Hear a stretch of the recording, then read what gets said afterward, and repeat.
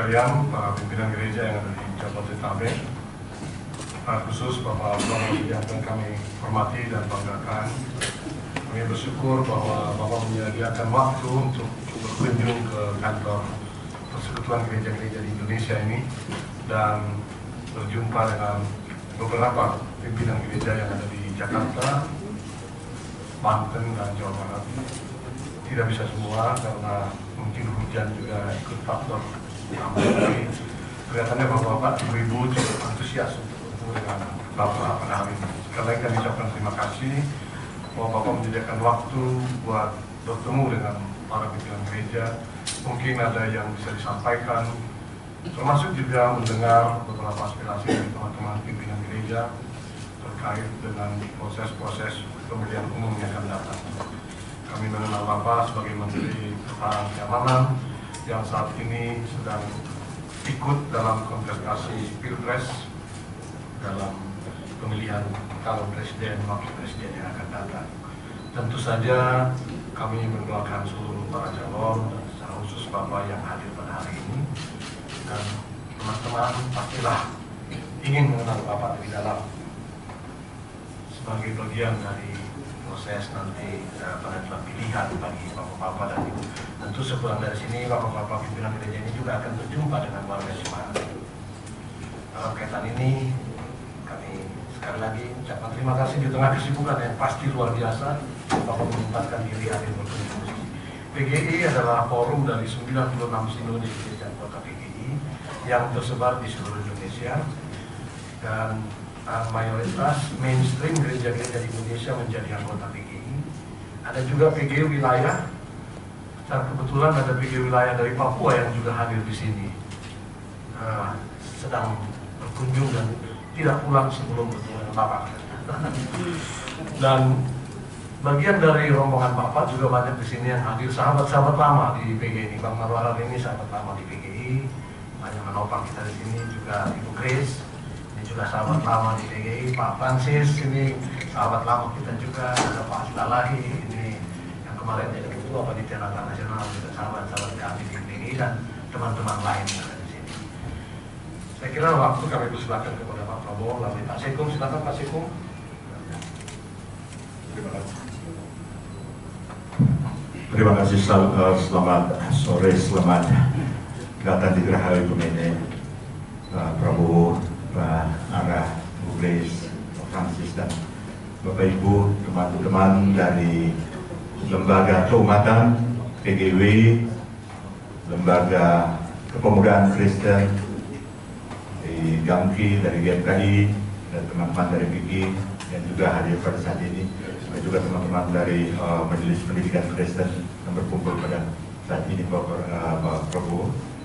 Dan sekali lagi kita sangat rindu untuk bisa mendengar apa pandangan visi Pak Prabowo terkait dengan perjalanan bersama sebagai bangsa. Kami memang membuka diri dan meminta Pak Prabowo bisa hadir sehingga teman-teman dan lembaga-lembaga keumatan yang rindu bisa mendengar langsung, tidak lewat media, ya, bisa berjumpa dalam keintiman langsung dengan Pak Prabowo.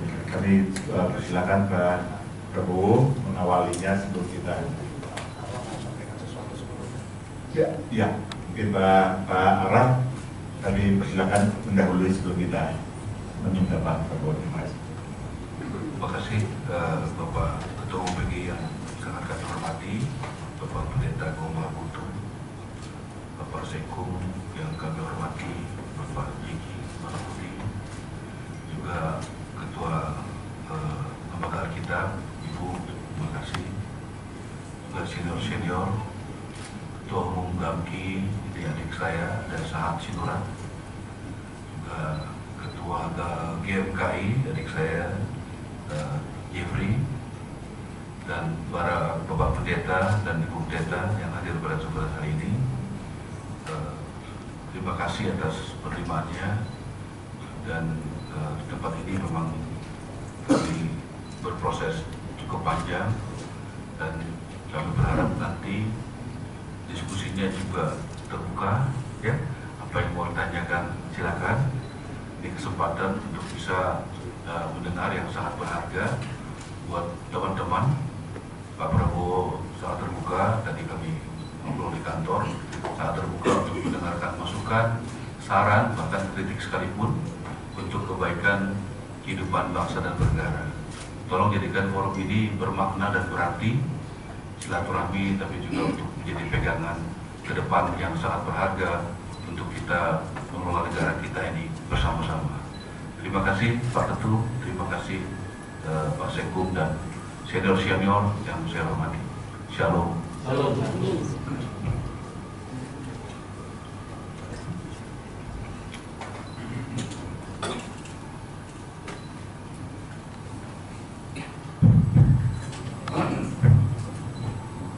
Selamat siang dan salam sejahtera bagi kita semua.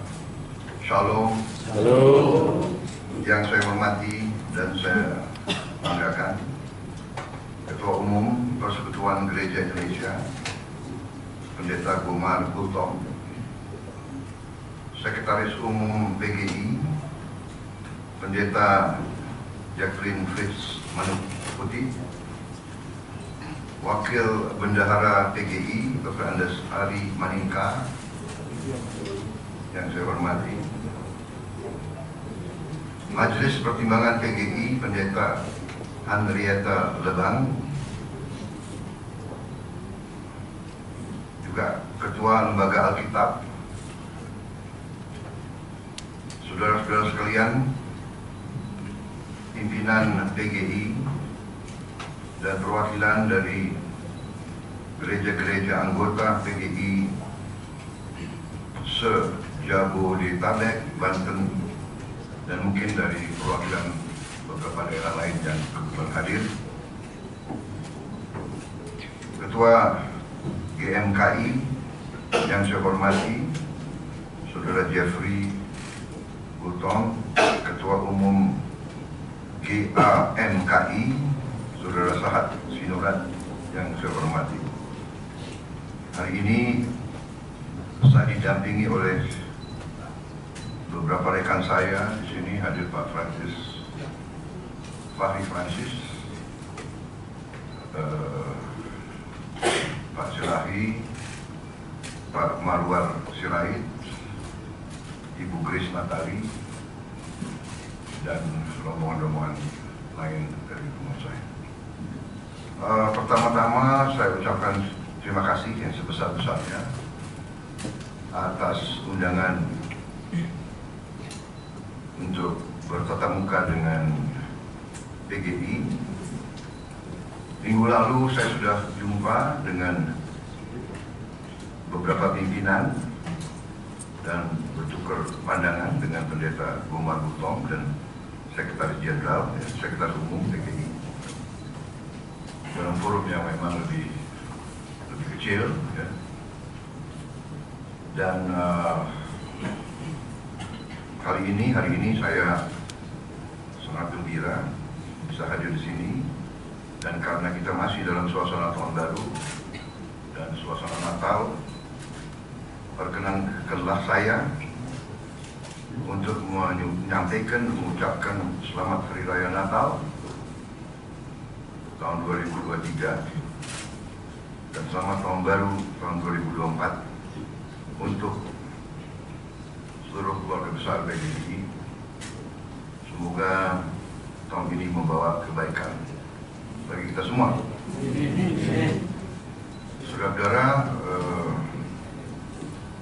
saya kira saya bukan orang baru di kalangan PGI.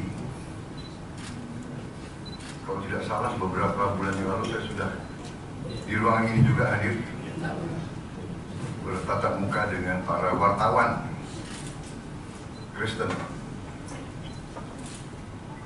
Dan juga sebenarnya banyak keluarga saya memang juga dari keluarga besar Kristen Protestan. Bahkan saya ingat salah satu paman saya juga pernah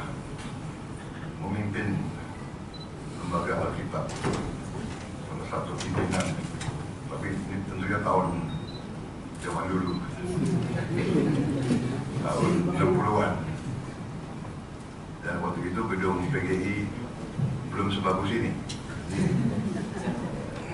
Saudara-saudara sekalian, saya juga sudah bawa buku. Ya, buku saya sudah bawa. Mungkin sudah diedarkan. Oh, mungkin bisa diedarkan sambil saya bicara. Jadi harusnya kalau saya bicara saya selalu bawa slide, tapi hari ini laptopnya rusak. Jadi lagi diganti laptopnya, belum keburu. Ya, bisa minta maaf, dari buku saya bawa. Jadi saudara-saudara, terima kasih. Saya tentunya saudara undang saya ingin mendengar apa pandangan saya. Sebetulnya saya ini sudah banyak sekali bicara di mana-mana. Ya.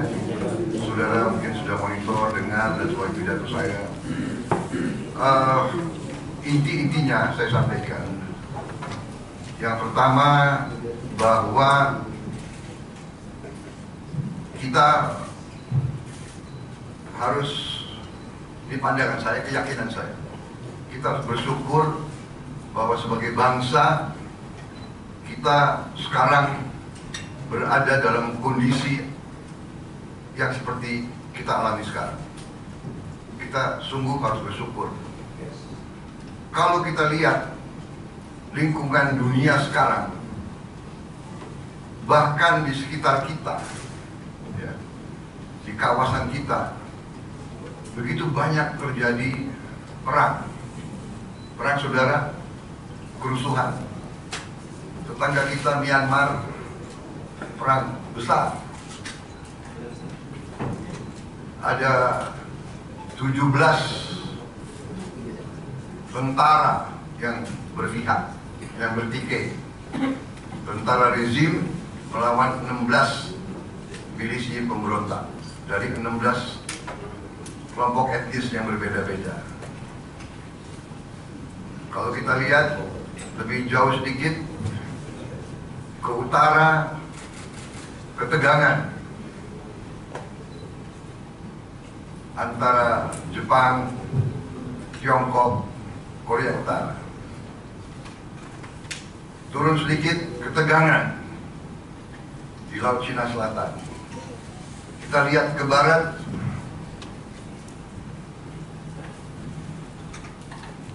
tetap kerusuhan, perang Pakistan, sekarang sama Iran, Yaman, sama banyak negara. Irak belum selesai, Suriah belum selesai, Ukraina masih berkecamuk, Gaza berkecamuk, Libya belum selesai, Sudan belum selesai, Somali belum selesai, dan seterusnya saya bisa sebut. Kita harus bersyukur dalam kondisi sekarang. Kita bersyukur juga kita mampu mengatasi krisis yang luar biasa, COVID-19. Juga akibat ketegangan-ketegangan dalam dunia, ekonomi kita masih terkendali. Saudara-saudara, akibat perang Ukraina, harga BBM dunia naik, harga pangan dunia naik, pupuk menjadi langka. Ratusan negara terpukul ekonominya. Beberapa negara kolaps ekonominya, tidak bisa bayar gaji pegawai. Tetangga kita di sebelah timur, kita lihat hari-hari ini, Papua New Guinea, kerusuhan. Pemerintah juga tidak bisa bayar gaji. Gaji polisi dan gaji tentara, gajinya dikurangi. Tentara dan polisi ngambek, tidak mau bekerja, huru hara di mana-mana. Jadi saudara, sebagai anak bangsa, marilah kita memeriksa diri kita dan sekitar kita. Yang pertama, menurut saya, kita harus bersyukur punya pendahulu-pendahulu, punya pendiri-pendiri bangsa yang arif, yang punya pemikiran luar biasa, pemikiran cemerlang. Kita bersyukur pendiri-pendiri bangsa, penggerak-penggerak gerakan kemerdekaan, mulai dari Sumpah Pemuda, tokoh-tokoh yang berusia muda, rata-rata umurnya 21-22 tahun, bisa melahirkan sebuah Sumpah Pemuda untuk pertama kali menyatakan berbangsa satu, ya, berbahasa satu, satu nusa, satu bangsa dan satu bahasa. Dan kecemerlangannya adalah mereka pada saat itu belum ada republik, ya, masih bergerak. Sudah ada konsep, yaitu konsep Indonesia, yang majemuk, konsep Indonesia yang mengakui berbeda-beda tapi satu, konsep Indonesia yang menerima kenyataan takdir dari Tuhan. Kita tidak memilih di mana kita dilahirkan dan dari rahim siapa yang kita hadir di dunia ini. Kita tidak punya keputusan. Kita dilahirkan sebagai bangsa majemuk. Kita dilahirkan dengan begitu banyak suku, begitu banyak kelompok etnis, begitu banyak agama yang berbeda-beda. Ini takdir kita. Dan pendiri-pendiri bangsa kita yang waktu itu usia sangat muda. Jadi saya juga heran kalau sekarang, kalau ada pemimpin muda yang mau muncul, dihujat, diledek dan sebagainya. Pemimpin-pemimpin kita dari dulu muda-muda, ya kan? 21, 22, 23 tahun bisa melahirkan Sumpah Pemuda. Dan sesuatu brilliance yang saya anggap brilliant, memilih bahasa kebangsaan bukan bahasa mayoritas. Kalau prinsip demokrasi di mana-mana ajarannya adalah the rule of the majority. Kalau begitu, kalau the rule of the majority, bahasa kebangsaan harus bahasa Jawa. Benar nggak? Kalau kita bikin referendum waktu itu, pilih bahasa apa? Ya jelas orang Jawa milih bahasa Jawa, benar nggak? Tapi pemimpin-pemimpin kita waktu itu yang sebagian besar Jawa, Bung Karno Jawa, ya kan? Profesor Supomo Jawa, Cipto Mangunkusumo Jawa. Mereka mengerti untuk mempersatukan bangsa ini memang harus berani memilih bahasa minoritas. Yang dipilih bahasa Melayu, sumbernya dari Rio. Rio waktu itu dan sampai sekarang mungkin berapa? 4%, 3% dari bahasa, 3% dipilih dari bahasa kebangsaan, bahasa persatuan.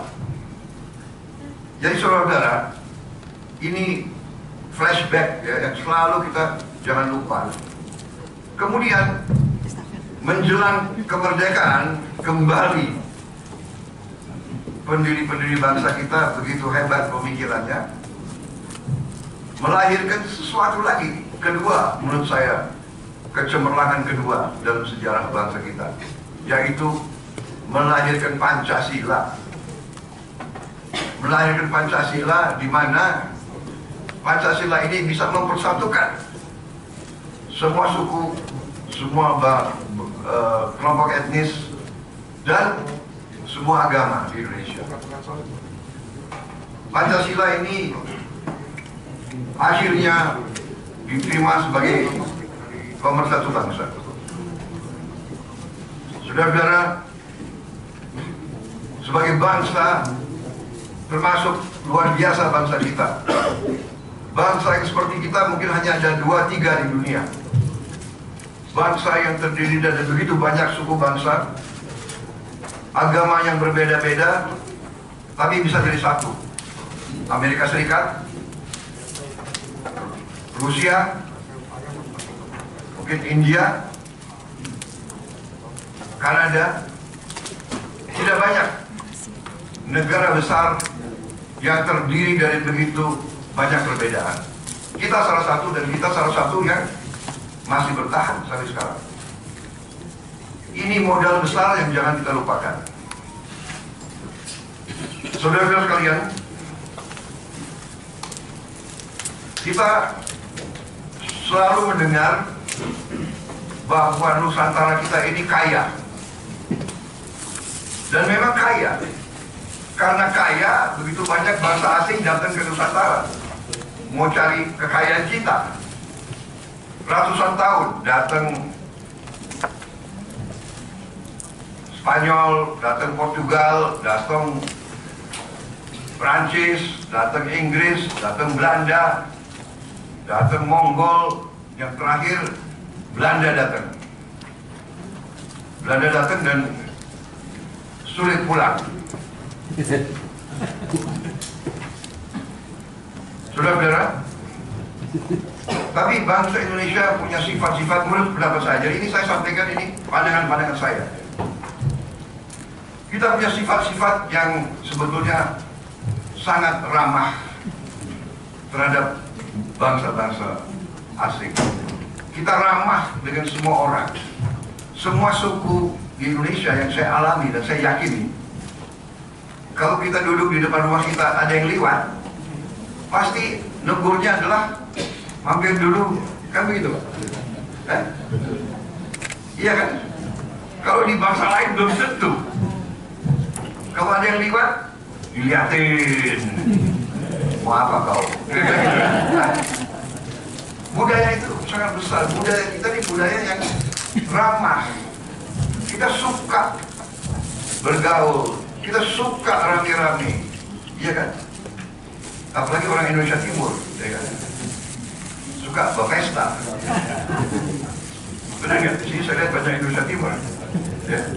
Ada dari Ambon, ada dari Minahasa, ada dari Timur, ada dari Papua. Tapi ini sifat kita. Jadi saudara, ternyata sekarang kita baru sadar kekayaan kita luar biasa. Sudah ratusan tahun kita dijajah, kekayaan kita diambil. Sudah terjadi perang. Kemerdekaan kita karena perang, bukan hadiah. Kemudian begitu kita merdeka, kita selalu diganggu, ada saja. Dan kalau kita lihat dokumen-dokumen sekarang, itu selalu titipan orang asing. Kenapa? Karena kita kaya. Jadi saudara, kalau kita pelajari sejarah perang peradaban manusia, dan saya itu pelajari benar-benar, hampir semua perang di dunia ini, selama ada sejarah peradaban manusia, hampir semua perang adalah karena merebut sumber daya. Karena tiap bangsa, tiap kelompok etnis, tiap suku ingin hidup dengan baik.